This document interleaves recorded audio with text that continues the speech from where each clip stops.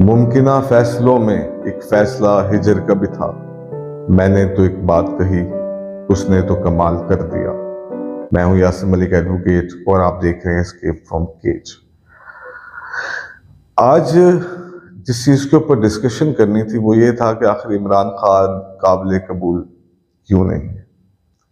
इसके लिए हमें पाकिस्तान के उन हालात को देखना पड़ेगा जहां से पाकिस्तान मार से वजूद में आया और जैसे जैसे पाकिस्तान नादीदा कुव्वतों के हाथों में एक खिलौना बनता चला गया।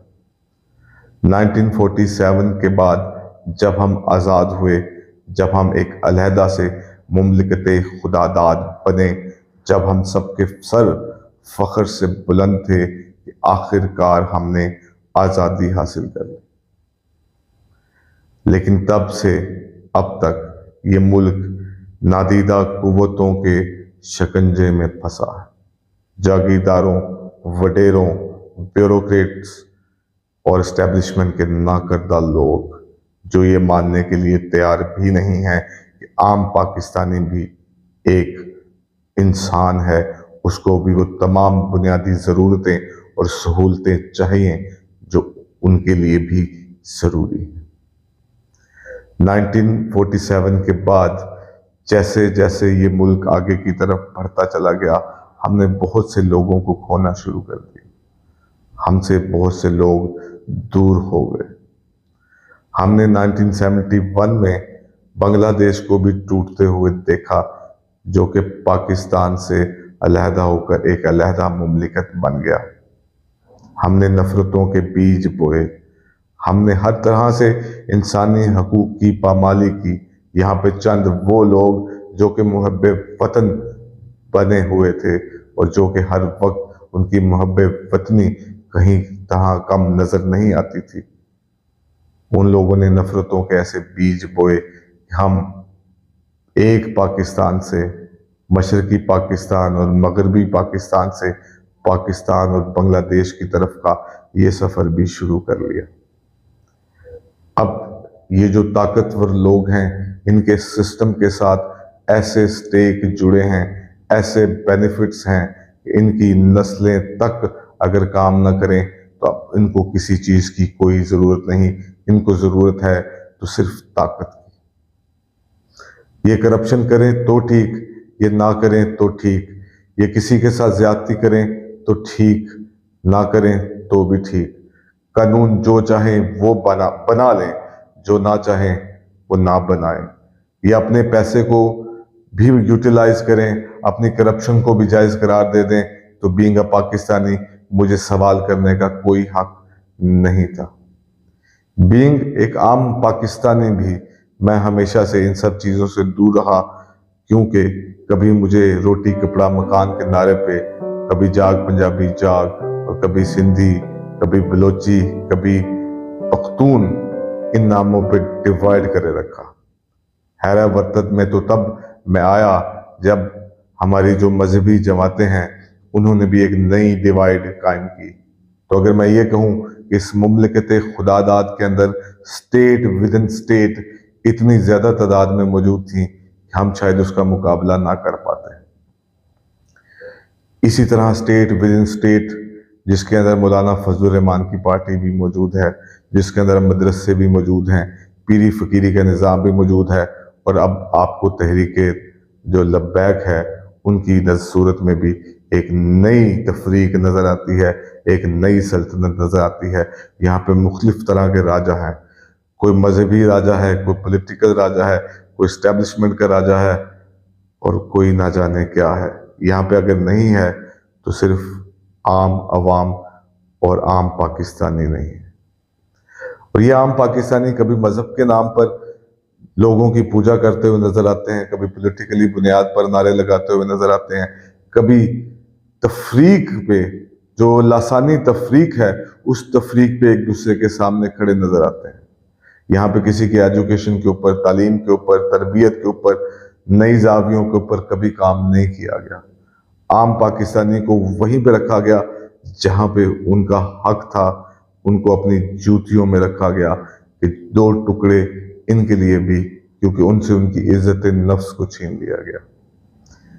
یہ سب کرداروں کے ساتھ دو پارٹیاں 1990 سے آج تک اپنی اپنی باری کے تحت حکومت کرتی رہیں۔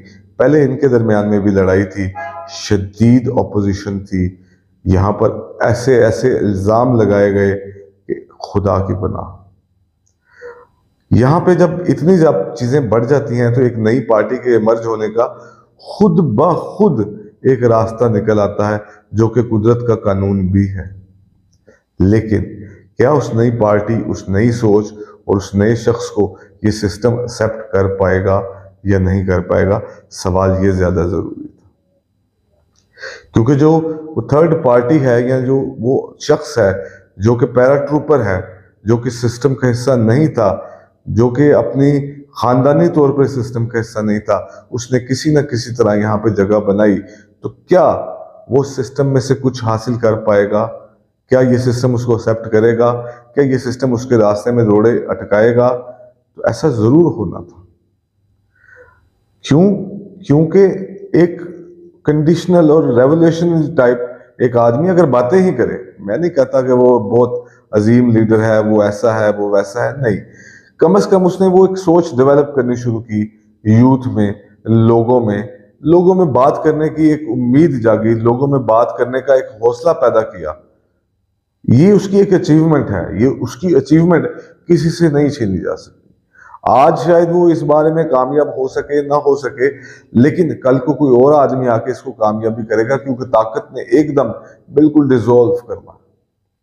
یعنی کہ اس تیسرے شخص کا یہ خوف تھا کہ جو پہلے کی باقی تمام جماعتیں تھیں، تمام مذہبی جماعتیں تھیں، وہ سب ایک جگہ پہ یکجا نظر آتی۔ یکجا اس وجہ سے نظر آتی ہیں کیونکہ ان کو اپنے سٹیکس، اپنے بینیفٹس اور اپنے مفاد زیادہ عزیز ہیں۔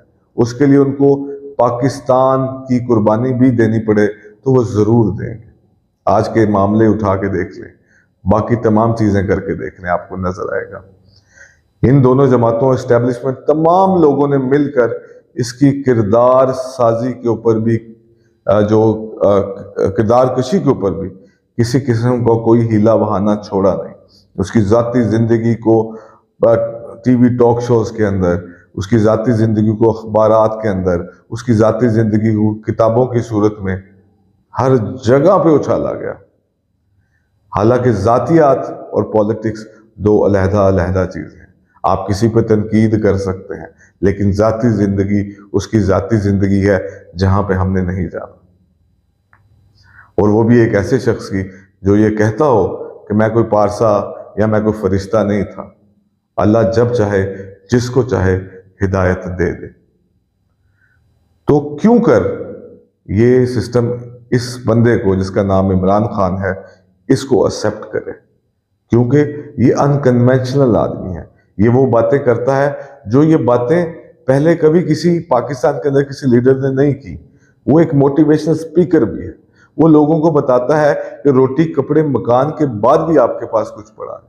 یہ لوگوں کو بتاتا ہے کہ ان لوگوں نے کیا کرپشن کی اور ان کے محلات کہاں ہیں، ان کی اولادیں باہر، ان کی جائیدادیں باہر، ان کا کھانا پینا رہنا باہر۔ یہ اقتدار میں ہے تو ملک میں ہے، اقتدار میں نہیں ہے تو ملک میں نہیں ہے۔ یہ وہ پہلا لیڈر ہے کم از کم جو اپنی گورنمنٹ کے جانے کے بعد بھی پاکستان کے اندر ہی اسٹے کیا، پاکستان میں ہی رہا۔ اور اب وہ عمران خان ان سب کے لیے ایک سر درد بن چکا ہے، ایک ایسا سر درد جس سے جان چھڑانی مشکل نہیں۔ یہ عجیب شخص ہے جو عجیب باتیں کرتا ہے۔ یہ وہ باتیں ہیں جو شاید عام پاکستانی کی ہیں، یہ شاید ایک عام پاکستان کو روٹی کپڑا اور مکان سے زیادہ شعور پہ بھی لے کے آتا ہے۔ اور اگر اس قوم کو شعور آ گیا تو ان مذہبی جماعتوں کا کیا ہوگا جنہوں نے مذہب کے نام پر غلام پیدا کیے ہیں؟ ان پولیٹیکل پارٹیز کا کیا ہوگا جنہوں نے صرف ایک بے وقوف عوام پیدا کی ہے اور ان کی تعلیم و تربیت کے لیے، ان کے شعور کے لیے کوئی کام نہیں کیا؟ کیونکہ اگر اس قوم کو شعور آ گیا تو وہاں پر ان کے مفادات کو ہٹ کرے گا۔ اسٹیبلشمنٹ کے ان کرداروں کا کیا کریں گے؟ اگر شعور آ گیا تو پھر اسٹیبلشمنٹ بھی یہ سب کچھ کام نہیں کر پائے۔ یہ اور بہت ساری باتیں جو عمران خان کو اس سسٹم میں ایلین بناتی ہیں، اور इस सिस्टम इसको कबूल करने के लिए तैयार नहीं, लेकिन कभी ना कभी तो सिस्टम बदलता है। इमरान खान के हाथों टूटे या किसी और के, फैसला कुदरत करती है और कुछ फैसले कुदरत ने ही करने हैं।